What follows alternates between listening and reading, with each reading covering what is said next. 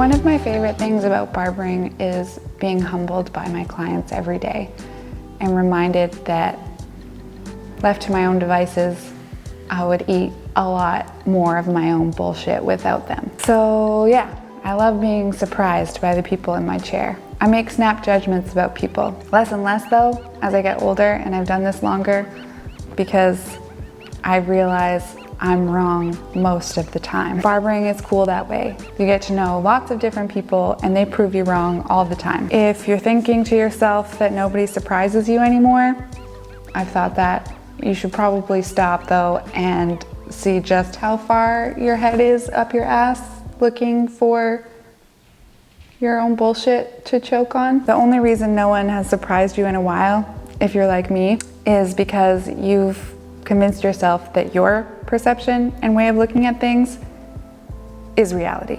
And it is for you, but it also isn't for most people, for all other people. There's a good chance that in many circumstances, someone else's reality is a lot closer to anything looking like an objective reality than yours is. I think as I've gotten older, it would have gotten harder to do this if I hadn't made this a daily practice. And really my clients made this a daily practice for me by challenging all of my perceptions. As we get older, we tend to get more set in our ways of thinking, and that's one of the things I'm grateful for my clients doing for me, is always having me question what I think of the world, because they see it differently than I do. And I have the privilege of hosting an intimate experience where people feel like they can open up and tell me about their worldview, which is also awesome. God damn, it's hotter than the devil's dick. It gets harder to slow down and think, okay, wait, do I actually know best here?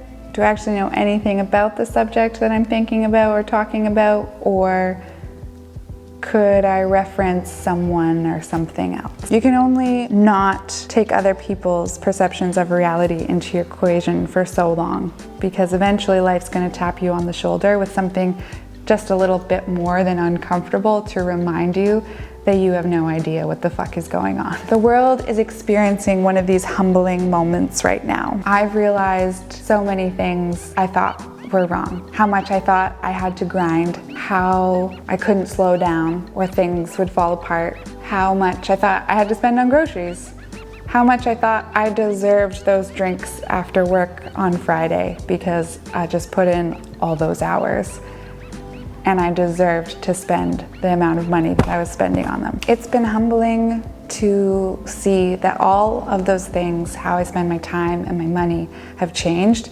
and I'm still happy, if not even happier, with how I'm spending my time now. These times have shown me what is truly important to me. The thing I've been thinking about though is, have we been humbled enough as a society to look at our consumption patterns and to realize that something needs to change? The next pandemic, and I'm guessing there'll be a next one, we don't know when, could be airborne and a lot more dangerous to a lot larger percent of the population. Regulation for what we need to do in these scenarios is great, but maybe not as helpful as corporations finding a way to reduce their consumption of our finite resources that we all share. Finding ways to carry capitalism with a conscience, one that takes into account the cost that we extract of the planet. I believe you can go for anything you want in your life. There's nothing wrong with that. It only becomes a problem when you get in other people's way. So, I'm just gonna say it, Tim Hortons. Your transaction does not end when you hand over the goods and change rendered for that service. Your transaction ends when we see those coffee cups on the side of our favorite trails and our favorite parks. And it ends in the landfill when you can't recycle those cups because there's just actually so much wax in them. They have to go to the landfill. So your cup of coffee doesn't really cost however much it costs plus tax. Maybe a cup of coffee needs to cost a lot more. We can pay for it monetarily, or we can pay for it how we're paying for it now. The earth shut us down.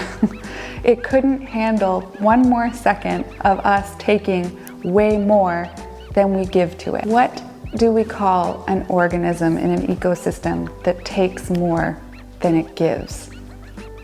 a parasite. While our host is stronger than us and already given us a tap on the shoulder. If we don't change things in a big way, it's gonna tap us on the shoulder with something that makes COVID-19 look like a sneeze. Maybe collectively we could decide to stop pretending that we're not mammals, totally dependent on everything else within our local and global ecosystems. I think I said ecosystems. And let's make sure to cast our vote for corporations that do take into account their true cost on our home. It's not really a cheap cup of coffee, a side of beef, or a packet of quinoa if it costs us our way of life or our environment. That's what I think about that. Because I'm a thoughtful barber. The channel's title is just an excuse so I could rant about things like the environment. Okay, bye.